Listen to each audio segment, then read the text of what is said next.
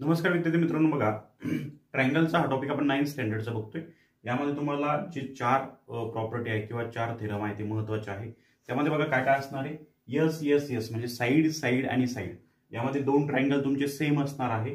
बघ यामध्ये ही साइड आणि ही साइड इक्वल असणार, ही साइड आणि ही साइड इक्वल, ही साइड आणि ही साइड काय असेल तुमची इक्वल, म्हणजे साइड साइड साइड ही प्रॉपर्टी दिली लागेल। त्यानंतर बघा साइड अँगल साइड, या टाइपचे जर दोन ट्रायंगल असेल तर साइड ही साइड सेम असेल, देन अँगल अँगल असेल आणि देन बेसची जी साइड असेल ती इक्वल असेल, म्हणजे साइड अँगलचा थेरम तिथे लागेल। त्यानंतर बघा angle side angle, angle side angle, angle side angle, okay, म्हणजे अँगल साइड अँगल या टाइपचा ट्रायंगल असेल, अँगल साइड आणि अँगल असे प्रॉपर्टी थेरम लागेल।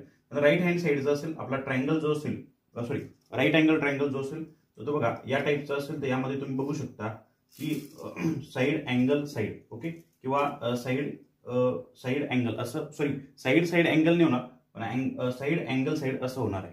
ओके, हे आरएचएस असेल। असे टोटल चार थेरम आहे। आणि अजून एक गोष्ट लक्षात ठेवायची, साइड साइड अँगल किंवा अँगल साइड साइड हे पॉसिबल नाहीये, हे तर थोडंसं लक्षात ठेवायचं आपल्याला। थँक्यू।